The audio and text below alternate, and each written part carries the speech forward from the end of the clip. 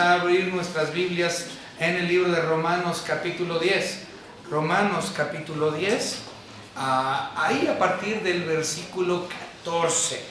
Sí, ahí es donde nos quedamos la semana pasada. Estudiamos de Romanos 10 del 1 al 13. Y lo último que vimos como tal fue un asunto de que Pablo explica que la salvación no es por ley, la salvación no es por obras, sino que la salvación es por gracia, por medio de la fe únicamente. Entonces, él explica esto realmente desde el capítulo 8. Desde el capítulo 8 lo viene diciendo, y antes de hecho. Pero aquí en el capítulo 9, capítulo 10 y capítulo 11, esos tres capítulos, él está hablando específicamente a judíos que se supone que eran miembros de la iglesia de Roma, que ya habían recibido a Cristo, que eran salvos, pero ellos tenían un conflicto muy duro con los gentiles que eran miembros de la misma iglesia. Todo esto ya lo establecimos cuando iniciamos nuestro estudio temprano en el año pasado. Entonces todo esto ya lo habíamos visto. Pero nada más para asegurarles que está hablando a judíos. Observen Romanos 9.1, también lo mencionamos esto la semana pasada, pero para que sepan y vean que está hablando a judíos. Dice Romanos 9.1, verdad digo en Cristo, no miento, y mi conciencia me da testimonio en el Espíritu, que tengo gran tristeza y continuo dolor en mi corazón, porque desearé yo mismo ser anatema separado de Cristo, por amor a mis hermanos, los que son mis parientes según la carne, es decir, los judíos, que son israelitas, es claro, de los cuales son la adopción, la gloria, el pacto, la promulgación de la ley, el culto y las promesas. Entonces está hablando a los israelitas específicamente. Luego llegamos al versículo 10.1 y vemos que todavía sigue hablando a Israel. Y dice, hermanos, ciertamente el anhelo de mi corazón y mi oración a Dios por Israel es para salvación. Entonces está hablando de la salvación de Israel, que le conozcan a Él como nación. Y luego vemos en el versículo 11, el capítulo 11.1, sigue hablando de Israel. Y dice, digo pues, ¿ha desechado Dios a su pueblo? Es decir, a Israel, en ninguna manera. Entonces la idea del capítulo 9, capítulo 10, capítulo 11 es mostrarle a los judíos que la salvación es por fe, no por ley, no por obras. Y a estos que ya habían sido salvos, judíos que pertenecían a la iglesia de Roma, que ya habían sido salvos, siguen teniendo un problema con la ley, siguen teniendo un problema con el judaizar. Y este es el meollo de todo el asunto realmente del libro de Romanos. Y ellos siguen siendo salvos, ellos siguen judaizando. El problema es que Pablo les está diciendo que Israel necesita creer con fe, simplemente. Y hay un problema. Hay excusas por parte de los judíos para no creer. Es eso, hay excusas por parte de los judíos para no creer. Ahora, los versículos anteriores, capítulo 10, versículo 10, 9 y 10, que si confesares con tu boca que Jesús es el Señor y creyeres en tu corazón que Dios le levantó de los muertos, serás salvo, porque con el corazón se cree para justicia, pero con la boca se confiesa para la salvación. Esos versículos los vimos la semana pasada y habíamos mencionado que no es la fórmula para ser salvo necesariamente. Eso no es. Hay muchas personas que dicen, di esta oración del pecador y cuando tú dices estas palabras mágicas serás salvo. Y así toman esos versículos de Romanos 10, 9, 10 y 11. Ya habíamos hablado de eso. No existe como tal una oración del pecador. Esta no es una fórmula necesariamente para si tú haces esto, esa es la fórmula para la salvación. No es así. Pero habiendo visto ya acerca de eso, porque el que confiesa es porque ya fue salvo, ¿sí? El que da testimonio de que Jesús es el Señor es porque ya lo experimentó y ya lo vivió. Entonces la salvación viene previo a la confesión. No puedes confesar algo que no conoces. Si das testimonio de algo y lo confiesas, es porque eso que estás confesando y dando testimonio de ya sucedió previamente. Entonces, por lo tanto, no es una fórmula para salvación, pero sí es la confirmación exterior de un cambio interior que previamente ya sucedió. Todo eso lo establecimos la semana pasada. ¿Ok? Ahora, lo que vamos a ver el día de hoy, estos versículos 14, 15 y 16, son altamente mal interpretados. Tanto así que yo lo he predicado mal. ¿Ok? Y la gran mayoría de los pastores lo hemos predicado mal. Cuando yo estuve leyendo esto, yo quedé anonadado realmente de lo que aprendí, y espero que sea de bendición para ustedes este día. Vamos a comenzar con una oración, hermanos, para ver estos versículos tan importantes, tan interesantes. Señor Padre, le damos gracias porque usted nos ha permitido estar aquí juntos, su casa de oración, para aprender acerca de su palabra. Le pido, Señor, que esta porción de las Escrituras la podamos comprender tal cual como es necesario explicarlo, y no conforme creemos que dice, sino realmente lo que su Espíritu Santo tenía como intención cuando fue el autor de estas palabras. Gracias, Señor, por su salvación preciosa, la cual usted nos ha otorgado gratuitamente. Gracias, Señor, por habernoslo concedido a pesar de ser indignos pecadores. En el nombre de nuestro Señor y Salvador Jesucristo, le agradecemos por todas las cosas. Amén. Muy bien, vamos a empezar. Estos versículos, sin lugar a dudas, han sido algunos de los versículos más controversiales del libro de Romanos. ¿Okay? Sin lugar a dudas. Y de hecho hay muchos problemas para entender esta sección. Primero se los voy a explicar como todo mundo lo enseña y como yo lo he enseñado en el pasado. Posterior a eso, vamos a volver a verlo dentro de su contexto como se supone que debe de ir. ¿Okay? Vamos a empezar cómo se predica esta sección. Esta sección por lo general siempre se enseña y se predica desde un punto de vista misionero. ¿Okay? Y dice, ¿cómo pues invocarán a aquel en el cual no han creído? ¿Y cómo creerán en aquel de quien no han oído? ¿Y cómo oirán sin haber quien les predique? ¿Y cómo predicarán si no fueran enviados? Gloria a Dios por esos misioneros que han sido enviados a predicar, porque cuando ellos predican, la palabra de Dios es dada y ellos la escuchan y el Espíritu Santo los pone para creer.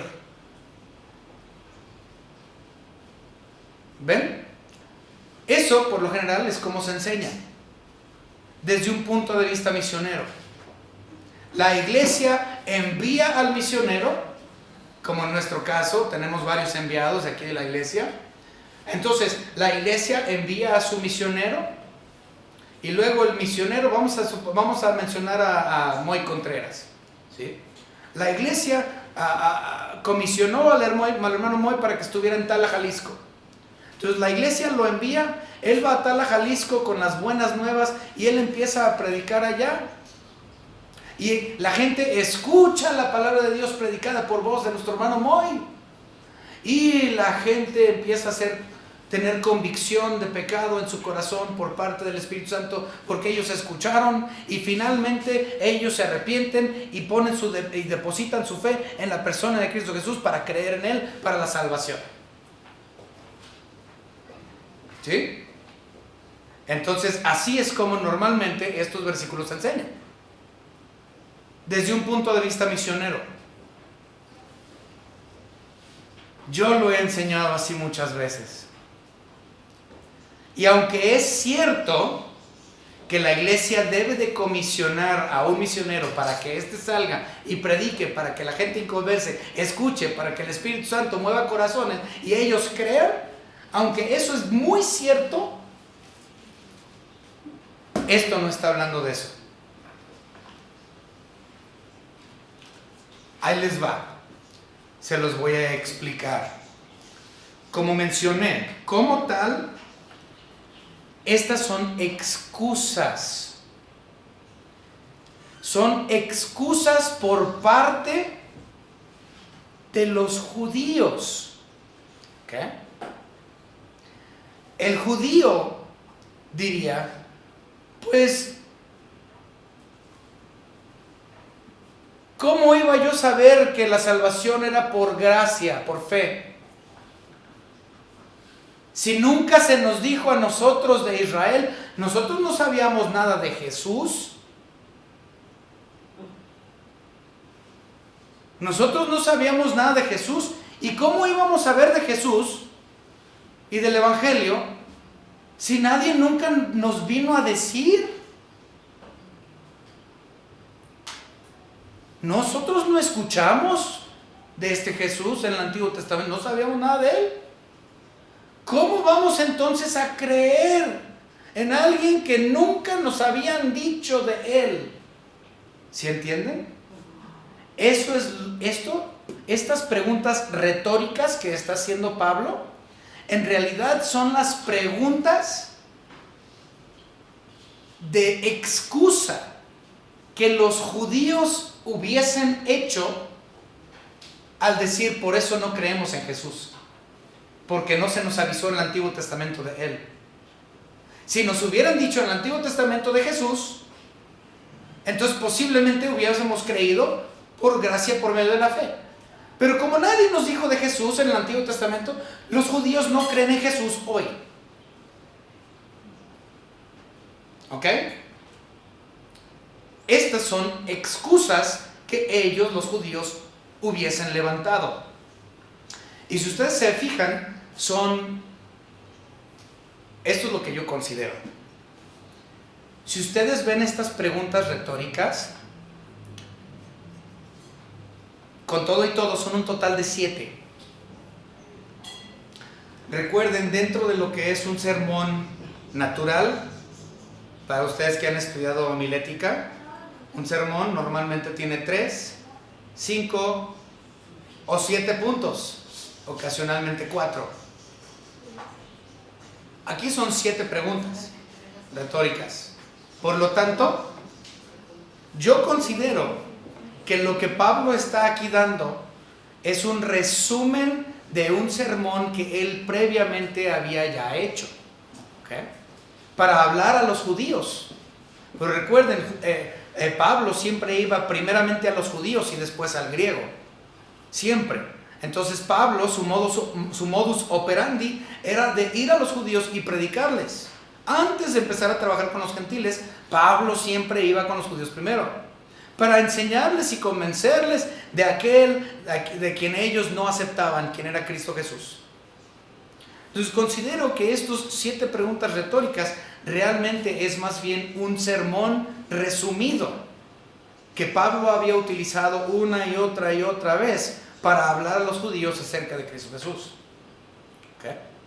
Ahora, cada una de estas él las contesta con Biblia. Otra vez, estas preguntas retóricas que vienen siendo excusas de los hebreos, él responde o los refuta con Biblia. Vamos a verlo. Ahora, no voy a dar los 7 puntos como tal, porque no, lo vamos a dividir en 3. ¿sí? Los 7 puntos serían: ¿cómo pues invocarán a aquel en el cual no han creído? 1. ¿Cómo creerán en aquel de quien no han oído? 2. ¿Cómo oirán sin haber sido quien le predique? 3. ¿Cómo predicarán si no fueren enviados? 4. ¿Okay? Y más abajo dice, mas no todos obedecieron el Evangelio. Ese es otro, sería el 5, donde Isaías dice, ¿quién ha creído nuestro anuncio? Y luego el último es en el versículo 18, pero digo, ¿no han oído? ¿Okay? Bueno, ese es el 6, y el último es el 19. ¿No han conocido esto Israel? Ahí está en los 7. los vamos a resumir en 3 porque no vamos a ver los 7. Pero el versículo 14 lo vamos a tomar como uno solo. ¿Okay? Entonces, tenemos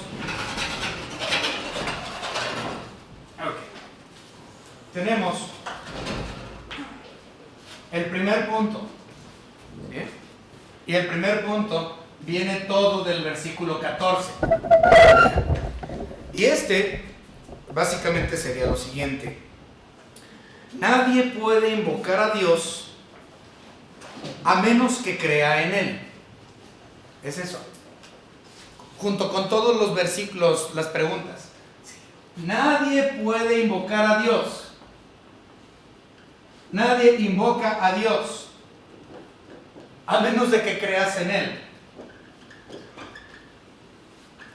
A menos de creer en Él. Qué feo escribo. Nadie invoca a Dios a menos que creas en Él. ¿Ok?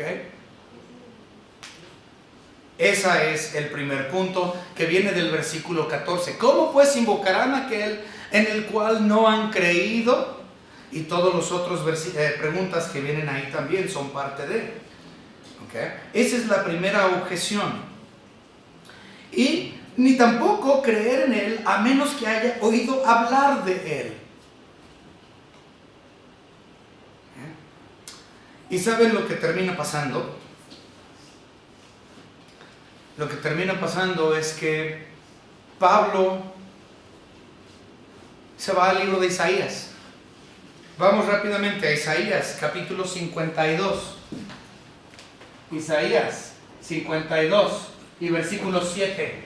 Él da respuesta a estas preguntas retóricas con Isaías. Vamos rápidamente, Isaías, capítulo 52. Y mantengan su dedo ahí en el libro de Isaías, porque lo vamos a volver a utilizar. Lo vuelve a citar. Entonces, Isaías capítulo 52 y versículo 7 dice: cuán hermosos son sobre los montes los pies del que trae alegres nuevas, del que anuncia la paz, del que trae nuevas del bien, del que publica la salvación, del que dice a Sión: tu Dios reina. Entonces, la excusa es: ¿cómo voy a creer si no hay quien predique? Eso es lo que dice, ¿verdad? ¿Cómo voy a creer si no hay quien me diga de este Jesús? ¿Y qué acaba de citar Pablo? Isaías, quien vivió en el Antiguo Testamento en el año de la canica, y él les está diciendo que ya había quien les diera el mensaje de salvación. Qué hermosos son los pies de aquellos que traen el mensaje de salvación. Entonces, el judío diría: nadie nos dijo, ¿cómo voy a creer en alguien que no he escuchado? Y Pablo dice: ¿cómo que no han escuchado? Isaías dice que el mensaje de salvación ya fue impartido. A los judíos ya se les dio. ¿Ven? Entonces, la excusa es la pregunta, la cita es el refute a la pregunta. ¿Cómo voy a creer? Los judíos hasta el día de hoy no creen en Jesucristo. No creen que es el Mesías. Obviamente no creen en su divinidad. No van a creer en Él hasta el tiempo de la tribulación. Pero la gran pregunta de ellos es: ¿por qué voy a creer en Jesucristo si este no viene? El mensaje de salvación no está. Y Pablo dice: ¿cómo no? Ahí Isaías dijo que sí vino. Y ahí está el mensaje de salvación, claro. Y ustedes, los judíos, ciegos, sordos. Okay. Vamos a ver el segundo.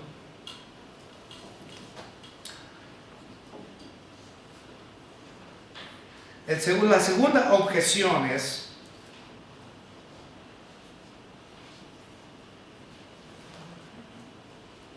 versículo 16. Mas no todos obedecieron al Evangelio. Pues Isaías dice: Señor, ¿quién ha creído a nuestro anuncio? En otras palabras, solo porque has escuchado el Evangelio predicado, eso no te da garantía de salvación.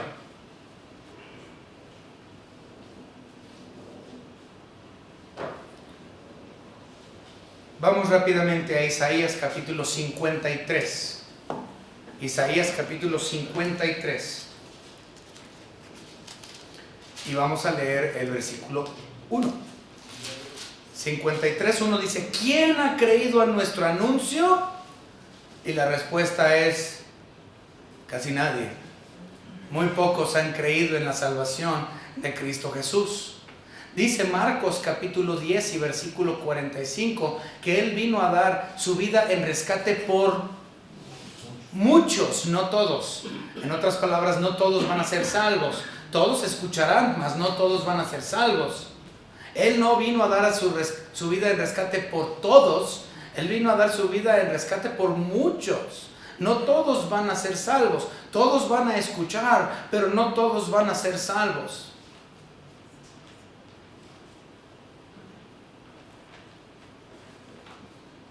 Nadie me dijo. No, sí se te dijo. Isaías dijo: cuán hermosos son los pies. Y luego el otro dice: ¿y qué si no se les ha dado, pero han escuchado, pero eso no les da garantía? ¿Quién ha escuchado el anuncio? Muchos, mas no todos.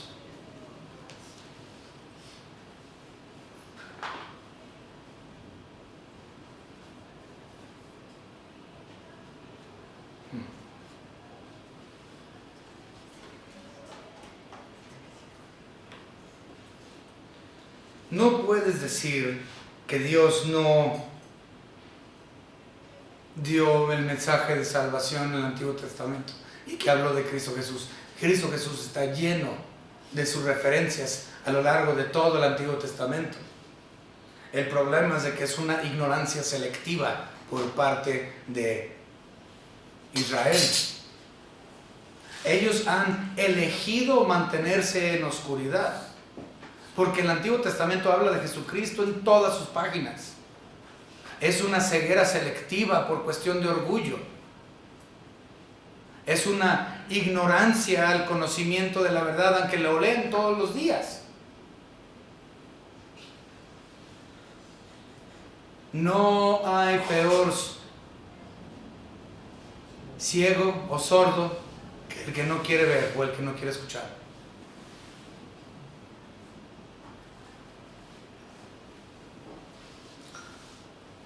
Bueno, ya, no continúe con eso, aparte escribo bien feo. Vámonos con el 3. 3, ok, vamos a continuar leyendo. La tercera objeción que tenemos, o excusa, realmente es lo mismo que el primero, nada más reformulado. Sí, es lo mismo, pero reformulado. Dice el versículo 17: así que la fe es por el oír, y el oír por la palabra de Dios. Pero digo, ¿no han oído? ¿En serio nadie les ha dicho de la salvación que es en Cristo Jesús? ¿En serio consideran que el Antiguo Testamento no les habló de Jesús? ¿No han oído? Dice: antes bien, por toda la tierra ha salido la voz de ellos. ¿Saben qué está citando ahí? Un salmo. Salmo, capítulo 19 y versículo 4.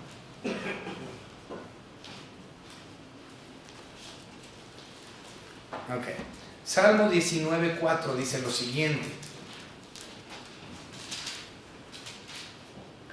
por toda la tierra salió su voz, y hasta el extremo del mundo sus palabras. Eso es lo que está citando aquí Pablo. Entonces, le vuelven a preguntar, o sea, la pregunta esta negativa, que le preguntan, ¿en serio tú crees que Israel no ha oído? Dice Salmos que su palabra ya ha llegado hasta todos los confines de la tierra. Es decir, que ustedes como israelitas ya deberían de haber entendido, ya deberían de haber escuchado que la salvación es por gracia, por medio de la fe. No por ley, no por obras de ninguna forma, sino por fe y confianza en la persona de Cristo Jesús únicamente. Y ellos dirían, pero ¿cómo si nadie nos predicó? No, Isaías dijo que ya se les dio. No, pero entonces si hubiésemos escuchado, hubiésemos creído. No, no tienes la garantía de haber creído, de creer por haber escuchado. Entonces, pues se nos ha dicho, y dice, y les regresa a Salmos. Por todo el mundo ya ha sido dado el Evangelio. No tienes excusa.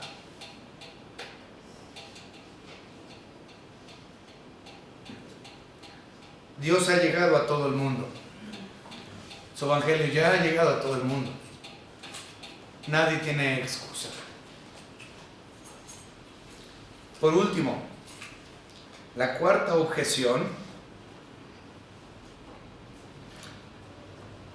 Continuamos. La cuarta objeción es: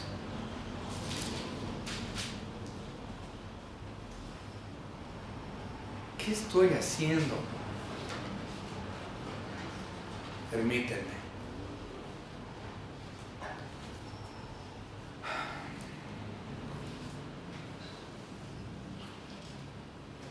Así que la fe es por el oír por la palabra de Dios, pero digo, ¿no han oído?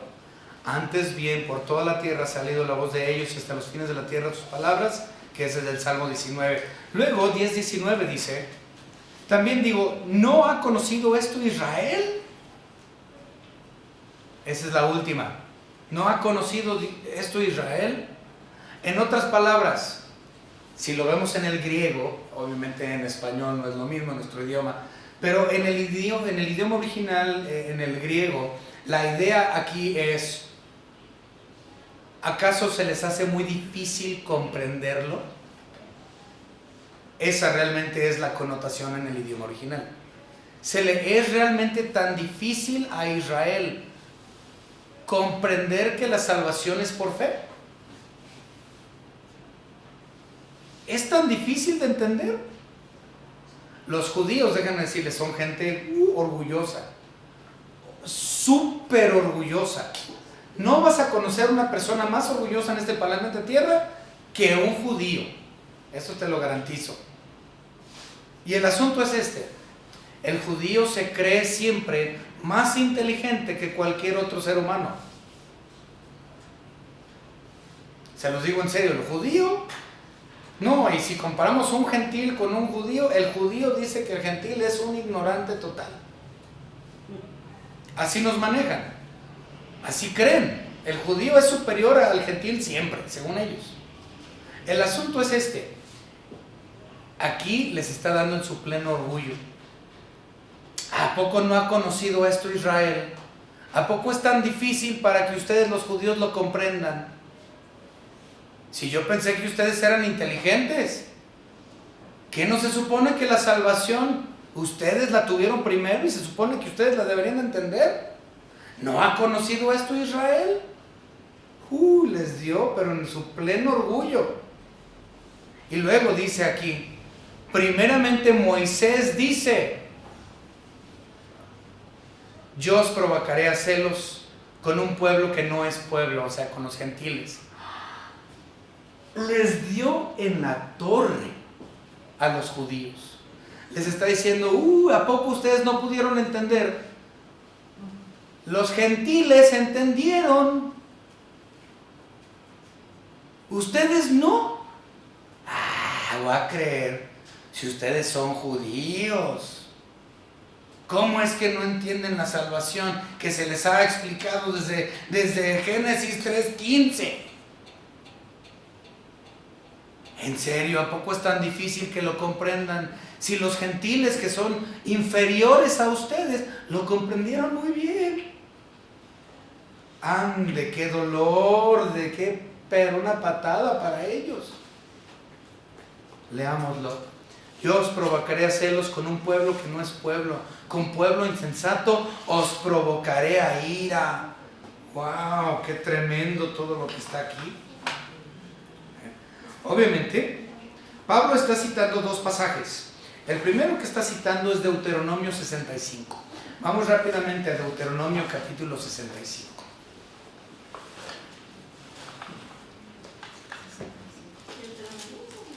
Ah, 65.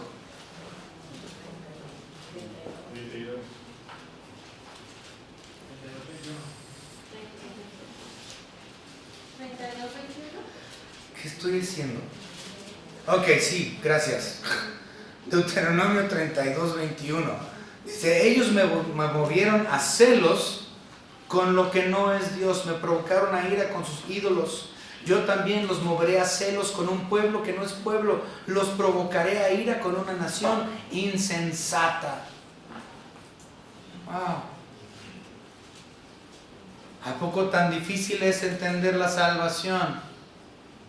Si los gentiles comprendieron, ustedes israelitas que son superiores a los gentiles, deberían de haberlo comprendido, y no. No son tan religiosos y son religiosos, pero no son entendidos. No han entendido que la ley nos salva y que las obras nos salvan. Ha sido demasiado duro para ellos comprender la simpleza de que el que en él cree será salvo.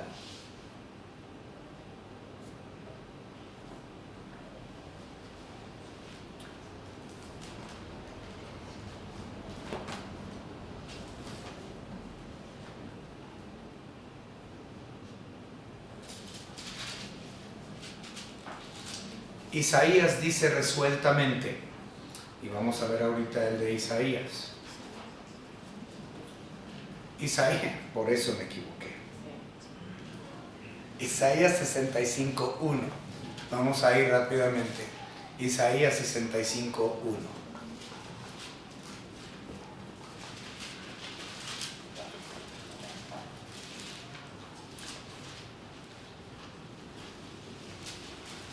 Fui buscado por los que no preguntaron por mí, fui hallado por los que no me buscaban. Dije a gente que no invocaba mi nombre, heme aquí, heme aquí. Extendí mis manos todo el día a pueblo rebelde, el cual andaba por camino no bueno en pos de sus pensamientos. Pueblo que en mi rostro me provoca de continua ira, sacrificando en huertos y quemando incienso sobre ladrillos. Él dice, Isaías, me encontraron los gentiles, no me buscaban, ni sabían de mí, ni fueron salvos, pero yo los salvé. No por ellos, sino por mí. Y los que andaban en pos de mí, se supone, los judíos, que se supone que todos sabían de mí, que tenían la Biblia, que tenían el Torá, el Tanakh, que tenían conocimiento de mi persona, que vivían conforme a la ley, conforme a todo lo que ellos consideraban recto para ir al cielo, y dice, y los deseché, y me fui con el pueblo que ni siquiera me buscaba.